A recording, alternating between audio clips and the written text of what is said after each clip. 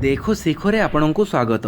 आज आम एमती जड़े क्रिकेट खेलाड़ी जीवनी उपर आलोकपात करूँ जी तांकर शांत स्वभाव जो कैप्टेन कूल भाव में बेस परिचित।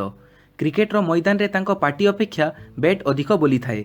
से आउ केही नुहंती, से होचंती भारतीय क्रिकेट को सफलतार शीर्ष में पहुंचाइथिबा क्रिकेटर महेंद्र सिंह धोनी। महेंद्र सिंह धोनी को जन्म 7 जुलाई 1981 मसीह बिहार रांची सहर में होइथिला, जहाँ वर्तमान झारखंड राज्य में अवस्थित। तांको जन्म गोटे हिंदू राजपूत परिवार में होइथिला। तांको बापांकर नाम पान सिंह एवं माँ का नाम देविकी देवी।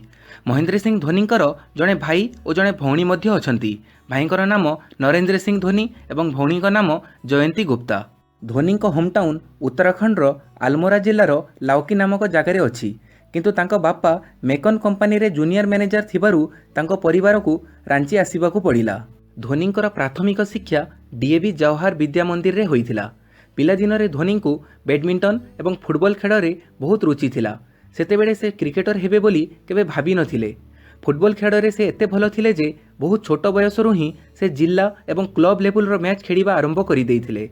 से तांको फुटबॉल टीम रे गोलकीपर भूमिका तुलौथिले। तांको गोलकीपिंग द्वारा प्रभावित होई तांकर कोच महेंद्र सिंह धोनी को थरे कमांडो क्रिकेट क्लब रे विकेट कीपिंग पई पठेइले। जदियो से आगरु केबे क्रिकेट खेली नथिले, किंतु से तांको विकेट कीपिंग द्वारा समस्तंको बहुत प्रभावित कले। तापरे से कमांडो क्रिकेट क्लब रो रेगुलर विकेट कीपर होई गले। क्रिकेट क्लब रे तांकर उत्तम प्रदर्शन जोगु 1997-98 मसीह भिनु मांका ट्रॉफी 16 वर्षरु कम चैंपियनशिप पई तांको चयन करागला, जोठी से तांकर जबरदस्त प्रदर्शन कले। महेंद्र सिंह धोनी सचिन तेंदुलकर एवं एडम गिलक्रिस्टंकर बहुत बड़ फैन थिले। धोनी प्रथमे लंबा लंबा चुटी रखुथिले, कारण तांको बॉलीवुड एक्टर जॉन अब्राहम बहुत पसंद थिले एवं से तांको भड़िया देखा जिबाकू चाहुथिले। धोनी को द्रुत बेगरे बाइक एवं कार चलाइबार इच्छा अछि। आज भी जदि केतेबेले तांको समय मिले से तांको फेवरेट बाइक रे बुलिबाकू बाहरी जाती। 10म श्रेणी पर्यंत से साधारण भाव में क्रिकेट खेलिले, कारण सेतेबेले तांको खेल सहित पाठपढ़ा उपरे मध्य ध्यान देबाकू पड़ुथिला। 10म श्रेणी परे से क्रिकेट को अधिक समय देबाकू लागिले। सही समय रे से रेलबाई रे टीटी पदवी पई एंट्रांस परीक्षा देले एवं सेथिरे से उत्तीर्ण मध्य हेले। तापरे धोनी खड़गपुर रेलवे स्टेशन रे 2001 रु 2003 पर्यंत टीटी कार्य तुलेइले। धोनी सहित काम करिथिबा लोके कुहंती जे धोनी जणे सहृदय व्यक्ति थिले एवं निज कार्य को तुलेइबारे केबे हेले हेडा करू नथिले। से रेलवे रे चाकरी करिबा सहित 2000 रु 2003 मसीहा पर्यंत रणजी ट्रॉफी सहित जड़ित थिले।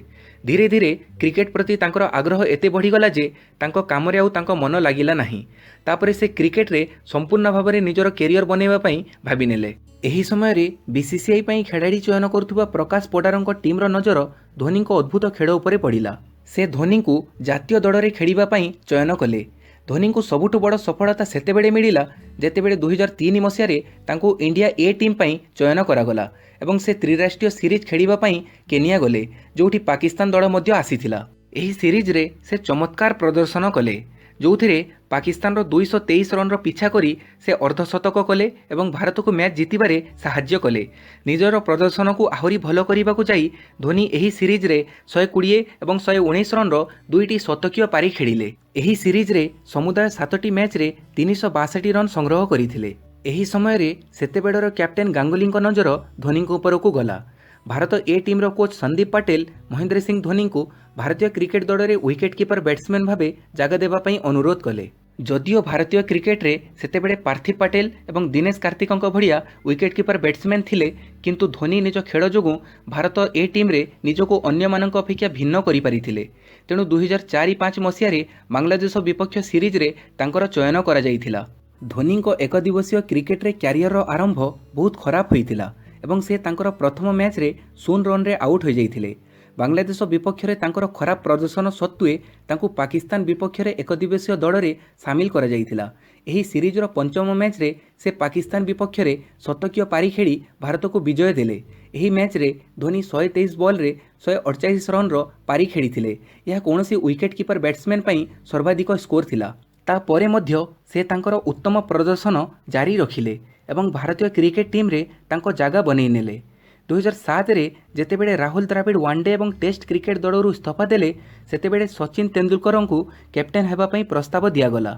सचिन यहाको विनम्रता सहित मना करिबा सहित महेंद्र सिंह धोनी को कैप्टेन करिबा पई परामर्श देले। एथिरे बोर्ड मेंबर माने मध्य सहमति प्रदान कले एवं महेंद्र सिंह धोनी कैप्टेन होईगले।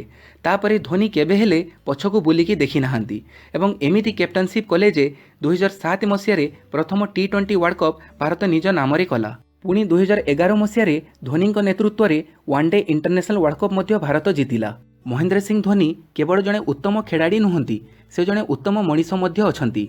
से केबे हेले निज विजयर श्रेय निजको मानती नहीं, यार श्रेय से संपूर्ण दल को देइथांती।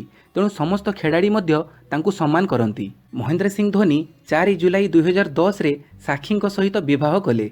6 फेब्रुआरी 2015 रे तांकर गोटे झियो हेला जार ना जीभा रखिले। 2008 मसीह धोनी को ICC player of the year award द्वारा सम्मानित करागला। धोनी प्रथम खेलाड़ी थिले जहांको एही सम्मान मिलिथिला।